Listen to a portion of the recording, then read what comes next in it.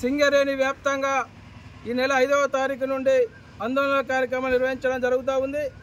ఇలా భారత communist party CPI, Singareni college workers union AITC ఆధ్వర్యంలో సంయుక్తంగా చెలో కలెక్టర్ కార్యాలయం ముందు 5వ తారీఖు విజయవంతం చేయడం జరిగింది భారీగా. మరి ఈ రోజు నుండి 13 తారీఖు వరకు సింగరేణి వ్యాప్తంగా అన్ని జనరల్ మేనేజర్ల కార్యాలయాల ముందు రిలే నిరాహార దీక్షలు నిర్వహిస్తూ ఉన్నాం. అందులో భాగంగా ఈరోజు మందమరి డివిజన్ మందమరి జీఎం కార్యాలయం ముందు రిలే నిరాహార దీక్షలు ప్రారంభించడం జరిగింది. ఈ కేంద్ర ప్రభుత్వం బీజేపీకి మేము ఒకటే చెప్తా ఉన్నాం, ఇలా సింగరేణి కాపాడుకోవడం అందరి బాధ్యత. ఇలా సింగరేణి బొగ్గు బ్లాకుల వేలాన్ని వ్యతిరేకిస్తూ ఉన్నాం. ఏదైతే తెలంగాణ ప్రత్యేక రాష్ట్రం కొరకు ఉద్యమాలు చేసి 1200 మంది ఆత్మ బలిదానాలు చేసుకోవడం జరిగింది. ఇలా నిధులు, నీళ్లు, నియామకాలు మా రాష్ట్రాన్ని, మా వనరులు మాకే కావాలని చెప్పి ఇలా తెలంగాణ సాధించుకోవడం జరిగింది. ఇలా సింగరేణిలో కూడా బొగ్గు బ్లాకులను సింగరేణికే కేటాయించాలని చెప్పి మరి సింగరేణి వ్యాప్తంగా కూడా ఆందోళన కార్యక్రమాలు నిర్వహిస్తూ ఉన్నాం.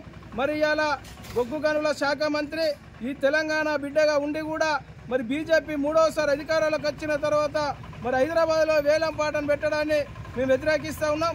ఇలా అధికారంలోకి వచ్చిన తర్వాత ఈ వేలం పాటలో పాల్గొనడం సిగ్గుచేటైనటువంటి విషయం. ఇప్పటికైనా ఈ కాంగ్రెస్ ప్రభుత్వం కూడా ఆలోచన చేయాలని చెప్తా ఉన్నాం. ఇలా ఎంఎండిఆర్ చట్టం ప్రకారమే మేము వేలం వేస్తామని చెప్తా ఉన్నారు. ఇలా ఏదైతే ఇలా వివిధ రాష్ట్రాలలో బీజేపీ పరిపాలిస్తున్నటువంటి రాష్ట్రాలు ఏవైతున్నాయో ఇలా ఛత్తీస్గఢ్, గుజరాత్, ఒడిశాలలో ఇలా అక్కడ ఆ ప్రాంత రాష్ట్ర ముఖ్యమంత్రి చెప్పిన విధంగానే ఇలా అప్పచెప్పడం జరిగింది. అంటే ఈ దేశ ప్రధానమంత్రి ఆ బీజేపీ పరిపాలిస్తున్నటువంటి రాష్ట్రాలకే ప్రధానమంత్రి అని అడుగుతా ఉన్నాం.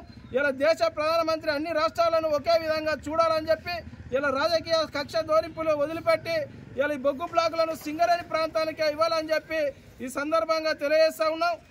రాబోయేటువంటి రోజులలో కార్మిక సంఘాలను, రాజకీయ పార్టీలను ఐక్యం చేసి ఈ సింగరేణి వ్యాప్తంగా సమ్మె చేయడానికి కూడా ఏఐటీసీ గుర్తింపు సంఘంగా పెద్దల పాత్ర పోషించి ఈ సింగరేణిని కాపాడుకుంటామని చెప్పి ఈ సందర్భంగా తెలియజేస్తా ఉన్నాం.